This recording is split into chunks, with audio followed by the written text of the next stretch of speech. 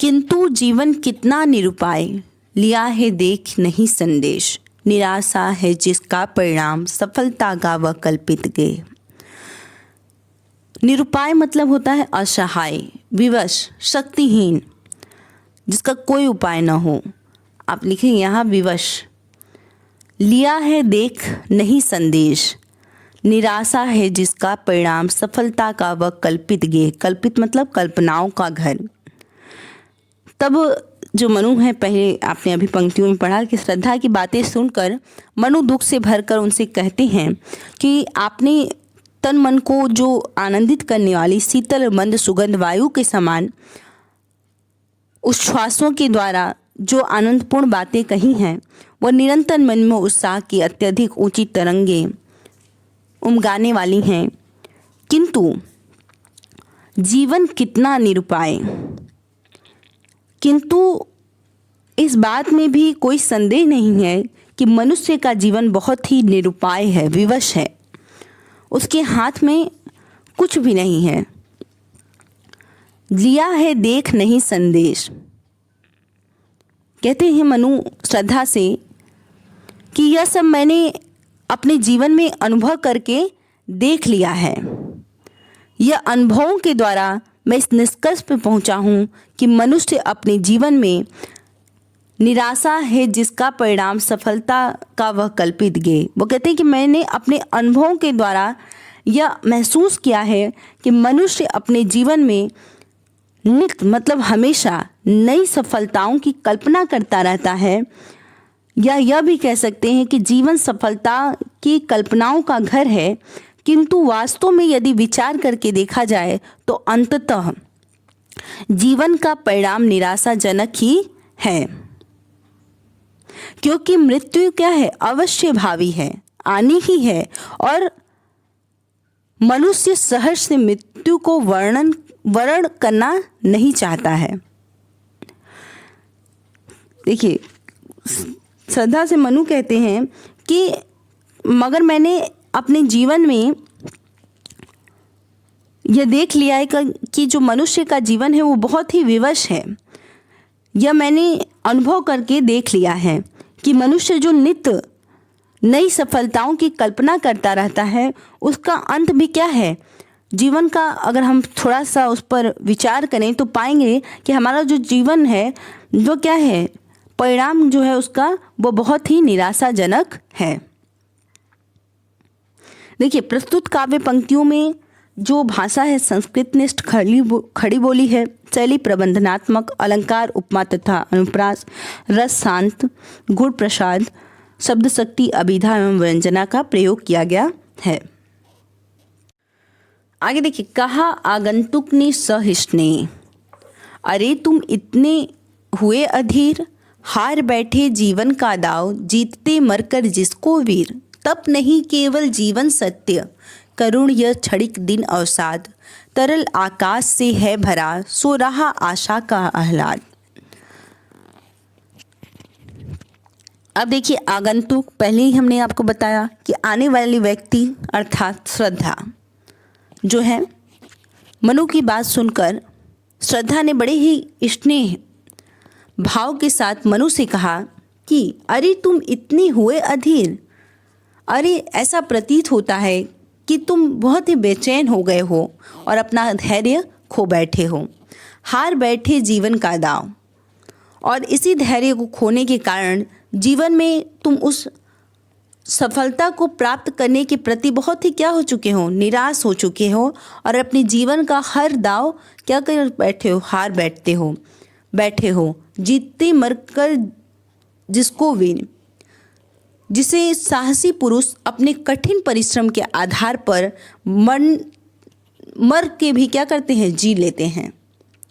कहती हैं जो श्रद्धा है वो मनु की ये निराशापूर्ण जो बातें हैं उन्हें सुनकर बहुत ही स्नेह के साथ कहती हैं कि अरे ऐसा प्रतीत होता है कि तुम तो अपना धैर्य ही खो बैठे हो, हार बैठे जीवन का दाव, और अपने जीवन में उस सफलता को प्राप्त करने के लिए बड़े निराश हो चुके हो, जिसे एक कर्मशील और साहसी पुरुष अपने कठिन परिश्रम के आधार पर प्राप्त करना चाहते हैं। तप नहीं केवल जीवन सत्य। मनु को तपस्वी के रूप में देखकर श्रद्धा आगे कहती हैं कि केवल तपस्या करते रहना ही जीवन का सत्य नहीं है। करुण या क्षणिक दिन अवसाद, दीनता और करुणा के भावों से ओतप्रोत तुम्हारी यह मन स्थिति जो है वह क्या है? क्षणिक है, कुछ पल की है। तरल आकाश से है भरा सो रहा आशा का आह्लाद। जीवन तो प्रगति की अभिलाषाओं, आशाओं तथा प्रसन्नता से क्या है? भरा हुआ है। अतः तुम अपनी अभिलाषा एवं इच्छाओं को जगाओ तथा उत्साहपूर्वक जीवन व्यतीत करो। देखिए, प्रस्तुत काव्य पंक्तियों में जो भाषा है, खड़ी बोली, शैली प्रतीकात्मक, अलंकार मानवीकरण, रस शांत, शब्द शक्ति, लक्षणा, गुण प्रसाद का प्रयोग किया गया है। आगे देखिए, प्रकृति के यौवन का श्रृंगार करेंगे कभी न बासी फूल, मिलेंगे वे जाकर अति शीघ्र, आह उत्सुक है उनकी धूल। एक तुम यह विस्तृत भूखंड, प्रकृति वैभव से भरा आनंद, कर्म का भोग, भोग का कर्म, यही जड़ का चेतन आनंद। अब देखिए, प्रस्तुत पंक्तियों में प्रसाद ने श्रद्धा के द्वारा मनु के निराश मन को प्रेरणा दी है। अब देखिए किस प्रकार से श्रद्धा मनु को लगातार समझा रही हैं। आपने अभी तक देखा। तो प्रसाद जी कहते हैं कि प्रकृति के यौवन का श्रृंगार करेंगे कभी न बासी फूल, कि प्राकृतिक छटा कभी भी बासी और मुरझाए हुए फूल से नहीं आती है। प्रकृति के यौवन का श्रृंगार, ये जो प्राकृतिक है, जो प्रकृति है, उसके यौवन का श्रृंगार कभी भी मुरझाए हुए और बासी फूलों नहीं कर सकते हैं। निर्जीव और बेजान फूल किसी भी रूप में प्रकृति को नया उत्साह या उल्लास नहीं प्रदान कर सकते हैं। मिलेंगे वे जाकर अति शीघ्र, आह उत्सुक है उनकी धूल। और कहते हैं ऐसे फूल का हश्र तो धूल में मिलकर उनका क्या है? जीवन समाप्त हो जाना है। इसी प्रकार जो निस्तेज लोग हैं उनका भी जीवन सारहीन होता है। जिस प्रकार से जो प्रकृति के यौवन का श्रृंगार करेंगे कभी न बासी फूल, प्रसाद जी कहते हैं कि जिस प्रकार से प्राकृतिक छटा कभी भी, जो प्रकृति है उसके यौवन का श्रृंगार कभी भी बासी फूल, मुरझाए हुए फूल नहीं कर सकते, बल्कि ये जो निर्जीव और बेजान फूल हैं वह तो अति शीघ्र ही धूल में मिलकर अपने अस्तित्व को क्या करेंगे? समाप्त कर देंगे। इसी प्रकार से जो निस्तेज लोग होते हैं उनका भी जीवन क्या होता है? सारहीन होता है। आगे देखिए, श्रद्धा कहती है एक तुम यह विस्तृत भूखंड, प्रकृति वैभव से भरा आनंद, कर्म का भोग, भोग का कर्म, यही जड़ का चेतन आनंद। श्रद्धा कहती है कि इस संसार में सभी जड़ चेतन आनंद से परिपूर्ण हैं और एक तुम हो कि निराशा का एक आवरण ओढ़कर बैठे हो। देखो एक तुम यह विस्तृत भूखंड, देखो प्राकृतिक संपदाओं से परिपूर्ण यह विशाल पृथ्वी तुम्हारे उपभोग के लिए ही तो है। प्रकृति वैभव से भरा आनंद, तुम अपने कर्म और कठोर परिश्रम के द्वारा इस संपूर्ण प्रकृति का उपभोग कर सकते हो। कर्म का भोग, भोग का कर्म। आगे कहती हैं कि हम इस जीवन में अपने पूर्व जन्मों में संचित पुण्य कर्मों के परिणाम स्वरूप इस धरती पर उपस्थित प्राकृतिक विभवों का उपयोग करते हैं और आगामी जन्मों के उपभोग के लिए इस जीवन में सत्कर्मों का संचय करते हैं। हमारी पुण्य भारतीय संस्कृति का संदेश भी यही है कि फल की चिंता मत करो, बल्कि क्या करो? कर्म करते जाओ। यही प्रकृति भी हमें क्या करती है? संदेश देती है। यही जड़ का चेतन आनंद। तभी तो जड़ वृक्ष भी चेतन मनुष्य की भांति बिना किसी स्वार्थ के फलते फूलते हुए आनंद का अनुभव करते हैं। यही तो जड़ प्रकृति का चेतन आनंद है। देखिए, प्रस्तुत काव्य पंक्तियों में भाषा संस्कृतनिष्ठ, साहित्यिक खड़ी बोली, अलंकार, उपमा, उत्प्रेक्षा एवं रूपक, रस, शांत, सब शक्ति, लक्षणा, गुण प्रसाद का प्रयोग किया गया है। आगे श्रद्धा कहती हैं कि अकेले तुम कैसे असहाय, यजन कर सकते तुच्छ विचार, तपस्वी आकर्षण से हीन, कर सकते नहीं आत्म विस्तार।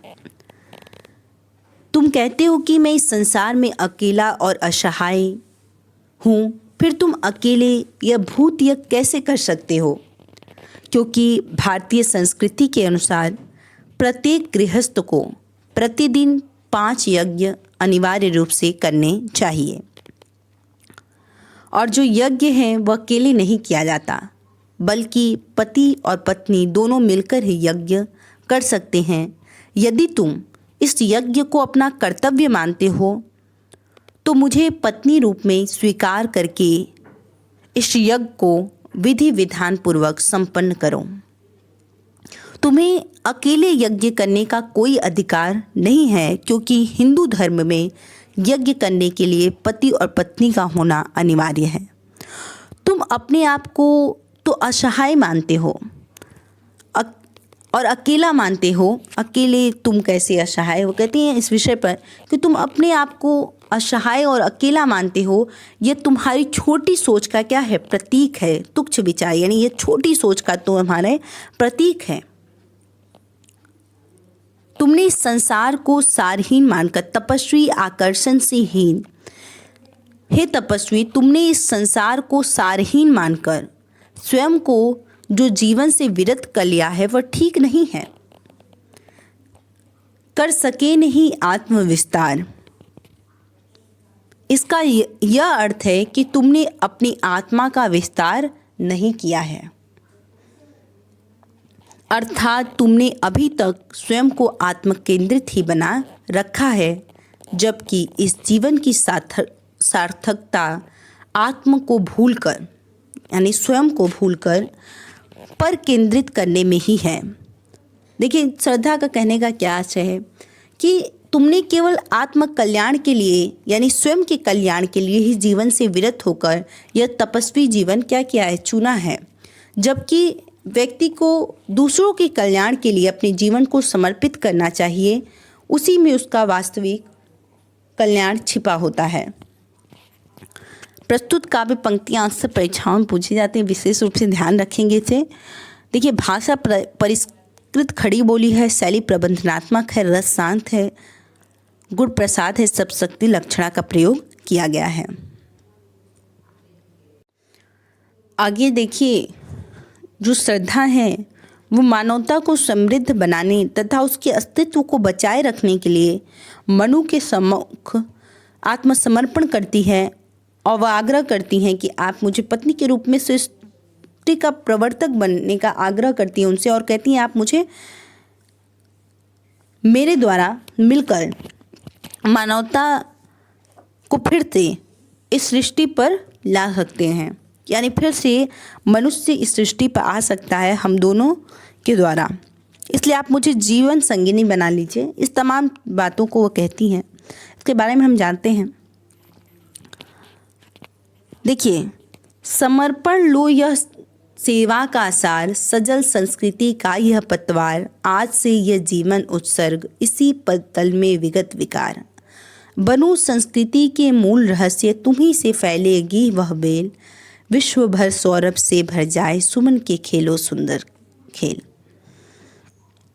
श्रद्धा जो है, समर्पण मतलब होता है न्योछावर, लो सेवा का सार, संस्कृति मतलब प्रकृति या संसार, आज से यह जीवन उत्सर्ग, इसी पदतल में विगत विकार, विगत विकार मतलब बीते हुए दोष अथवा बुराई। श्रद्धा मनु से कहती हैं कि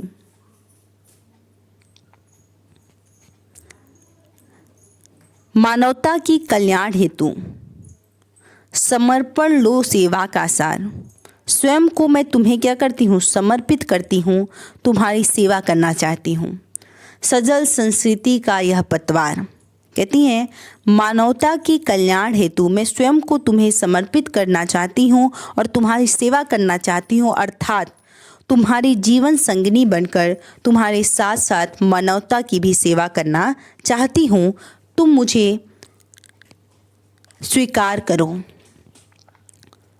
मेरी इस सेवा भावना का सार तत्व यह है कि मेरी यह सेवा भावना जलमग्न संसार के लिए पतवार का कार्य करेगी। वो कहती हैं कि मेरी यह सेवा भावना का सार यह है कि जो मैं अपने आप को समर्पित कर रही हूँ वो उसका यह भाव है कि यह जो संसार जलमग्न हो गया है उसके लिए मेरी जो सेवा भावना है वो जलमग्न संसार के लिए पतवार का कार्य करेगी। आज से ये जीवन उत्सर्ग, आज से यह मेरा जो जीवन है वो तुम्हारे चरणों की सेवा में समर्पित रहेगा। इसी पद तल में विगत विकार और मेरा यह निस्वार्थ जीवन त्याग का निर्णय कभी नहीं बदलेगा। आपके जीवन की पिछली बुराइयों अथवा दोषों का भी इस पर कोई प्रभाव नहीं पड़ेगा। देखिए, श्रद्धा के कहने का आशय क्या है? वो कह रही हैं कि मानवता के कल्याण हेतु मैं स्वयं को आपको क्या करना चाहती हूँ? समर्पित करना चाहती हूँ। इसलिए आप मुझे जीवन संगिनी बनाकर स्वीकार करें, क्योंकि मैं मानवता की सेवा करना चाहती हूँ। मेरी सेवा भावना का सार तत्व यह है कि यह जो जलमग्न संसार है इसके लिए मैं पतवार का कार्य करूँगी। यानी मेरी जो समर्पण है इसके द्वारा जो अस्तित्व खोती मानवता है उसे एक नई दिशा मिलेगी। आज से यह जीवन उत्सर्ग, आज से यह जो मेरा जीवन है वो आपके चरणों की सेवा में समर्पित रहेगा। मेरा यह निस्वार्थ जो जीवन त्याग है इसका निर्णय कभी नहीं बदलेगा। इसी पद तल में विगत विकार, मैं आपकी चरणों की सेवा में निरंतर समर्पित रहूँगी। और कहती है कि मेरे आपका जो विगत विकार मतलब आपका जो बीते हुए जो बुराई हैं उससे भी मुझे कोई फर्क नहीं पड़ेगा।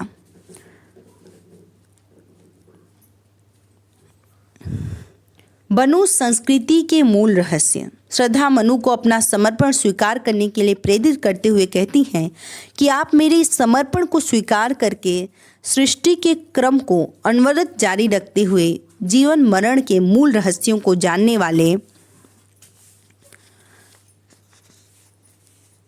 बनो। बनो संस्कृति के मूल रहस्य, यानी वो कहती हैं कि मेरे इस समर्पण को स्वीकार करके आप इस संसार के मूल रहस्यों को जानने वाले बनो। तुम्ही से फैलेगी वह बेल। यदि तुम अभी जीवन से तटस्थ बने हो तो इस सृष्टि का यही अंत हो जाएगा। अगर तुम अभी भी निराशा से बने हुए हो तब तो यह सृष्टि का अंत हो जाएगा। अगर तुम मेरे इस समर्पण को स्वीकार करते हो तो अपनी जीवन संगिनी बनाकर क्या करो?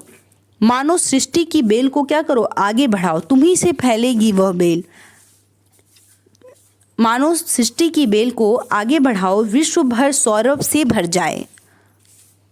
सुमन के खेलो सुंदर फूल। तुम मेरे संयोग से मानव रूपी सुमनों की रचना करो। सुमन मतलब फूल।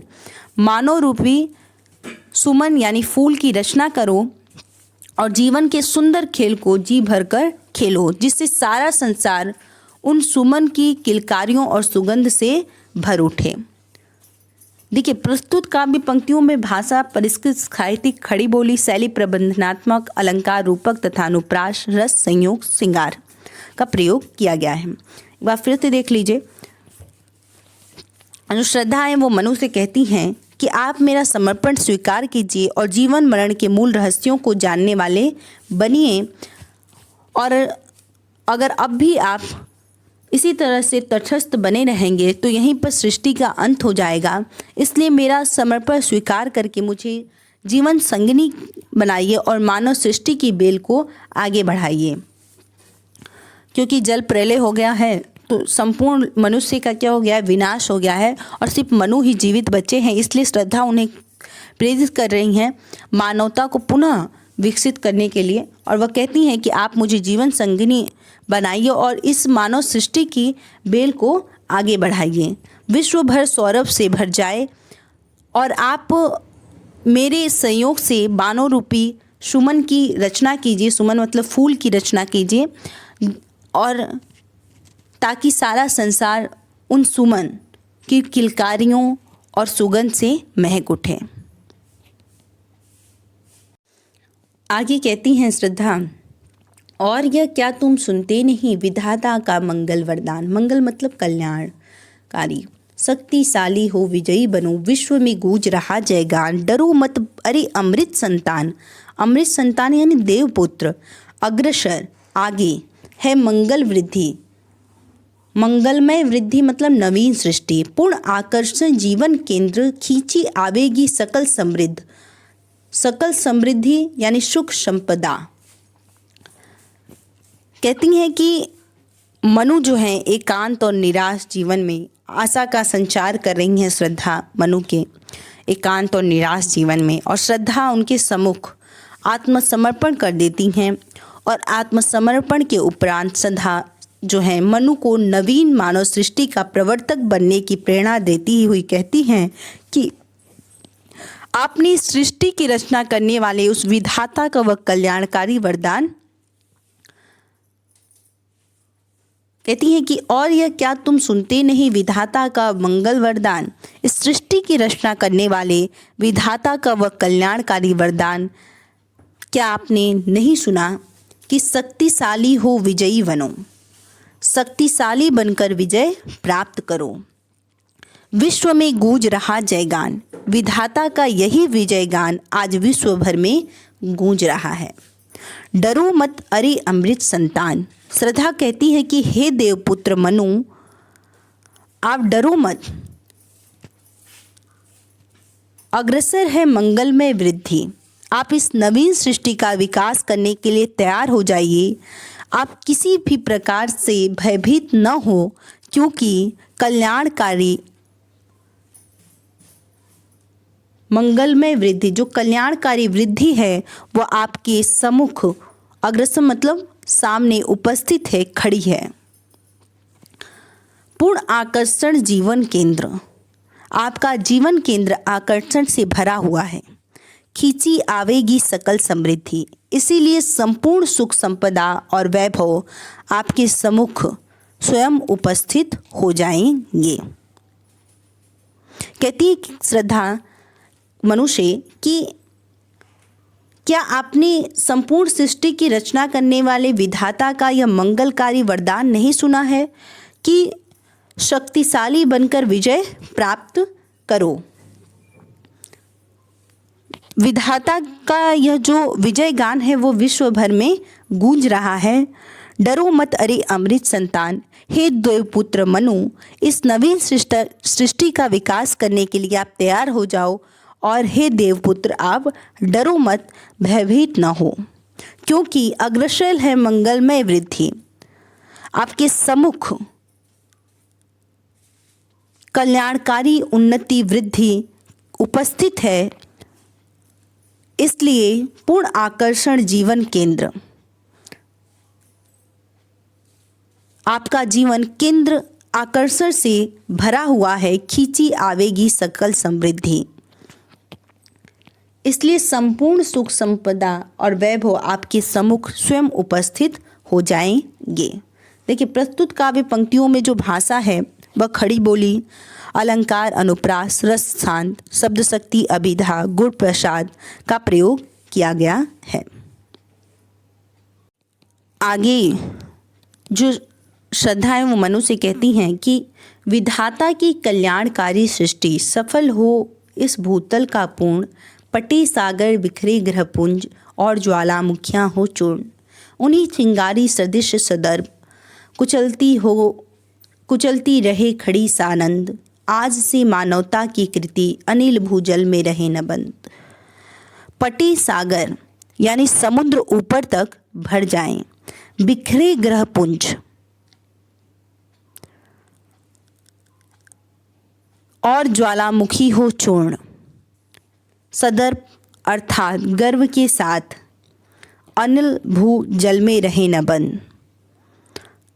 वायु भू मतलब पृथ्वी में रहे न बंद।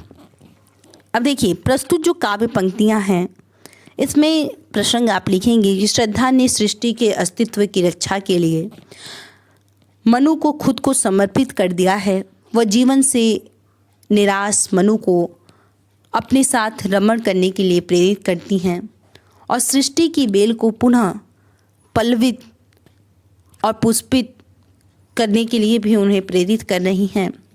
प्रस्तुत काव्य पंक्तियों में श्रद्धा जीवन के प्रति मनु की शंका को निर्मूल बताती हुई उन्हें विश्वास दिलाती हैं कि शीघ्र ही मानवता की कृति सर्वत्र फैल जाएगी।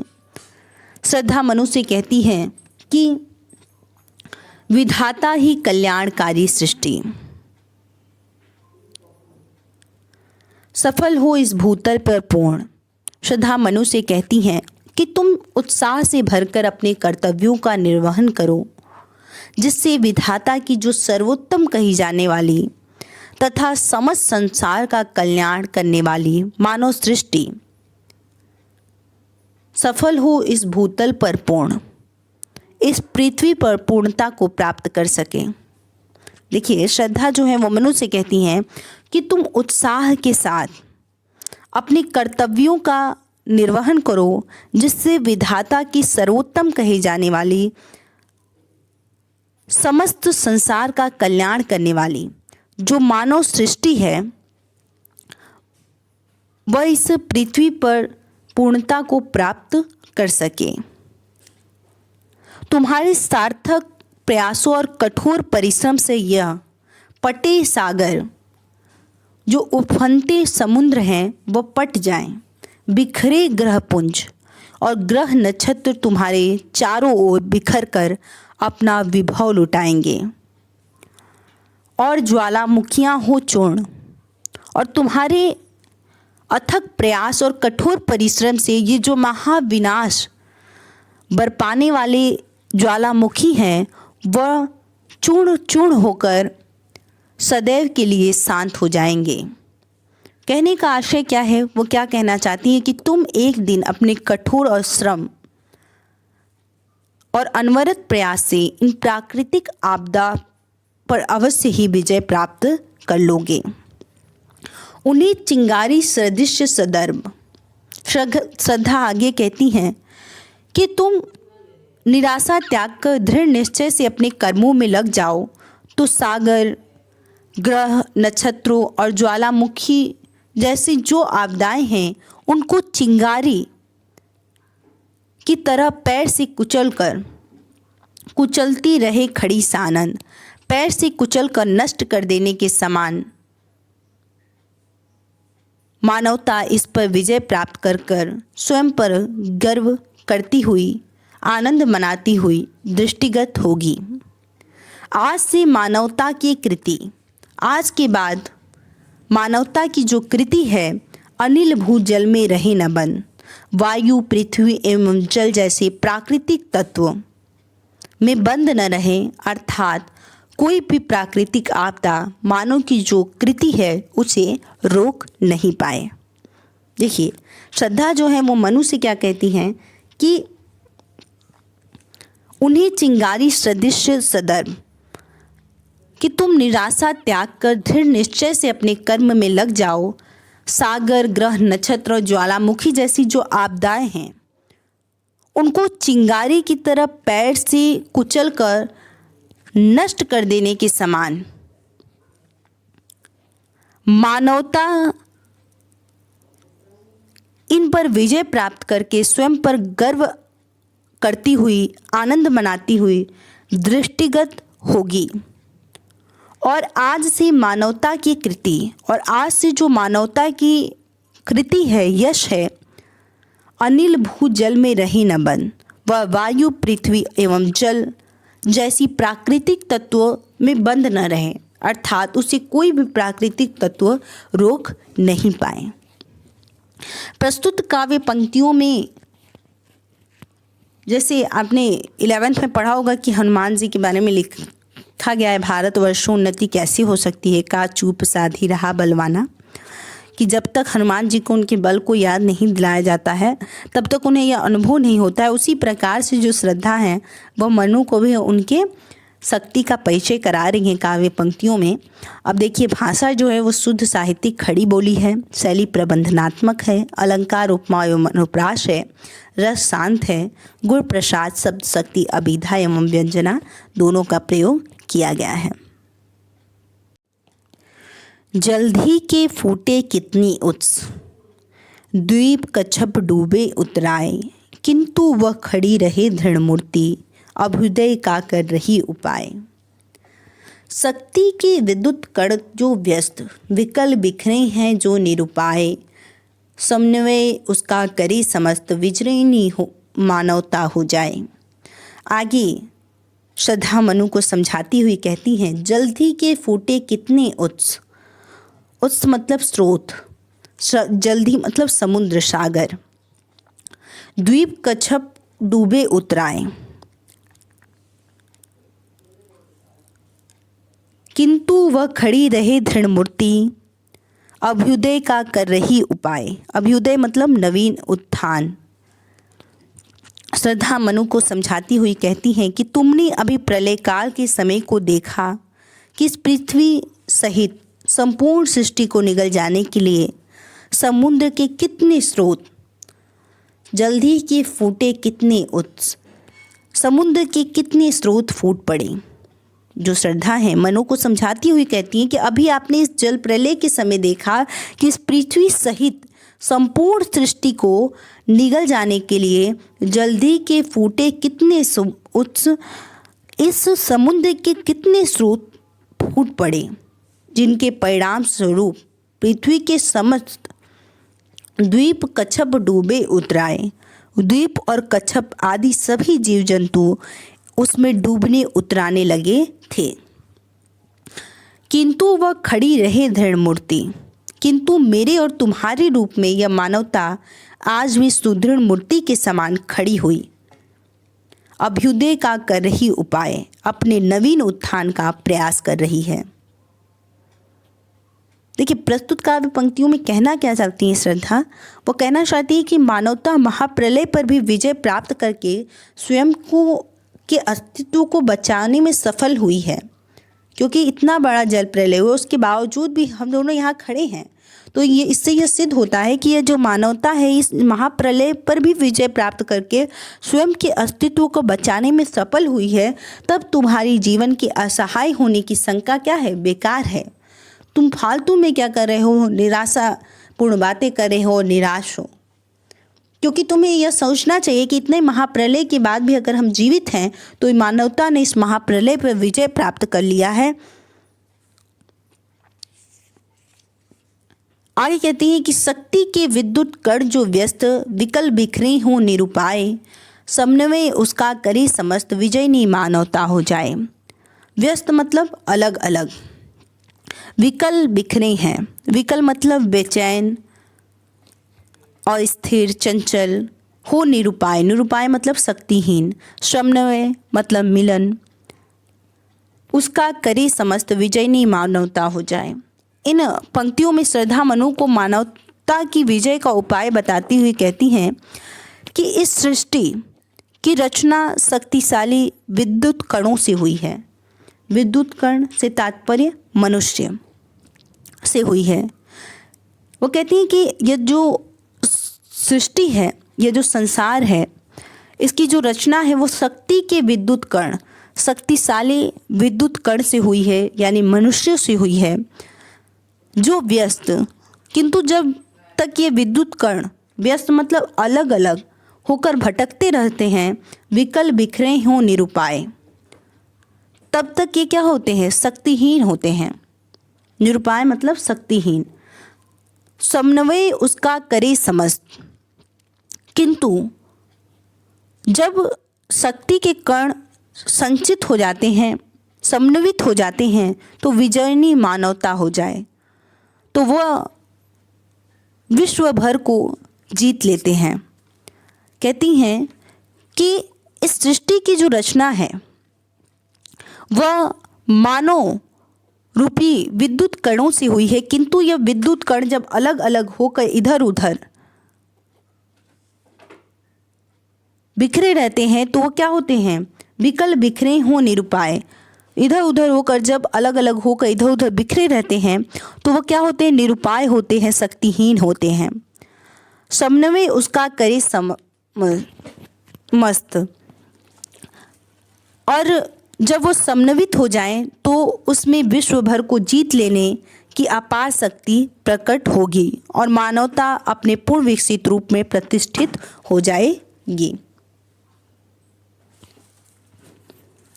प्रस्तुत काव्य पंक्तियों में शब्द शक्ति, लक्षणा, भाषा, संस्कृत निष्ठ, खड़ी बोली, रस, शांत, गुण प्रसाद का प्रयोग किया गया है। आज के लिए इतना ही। फिर से जुड़ेंगे एक नए शीर्षक को लेकर। तब तक के लिए धन्यवाद। जय हिंद, महादेव।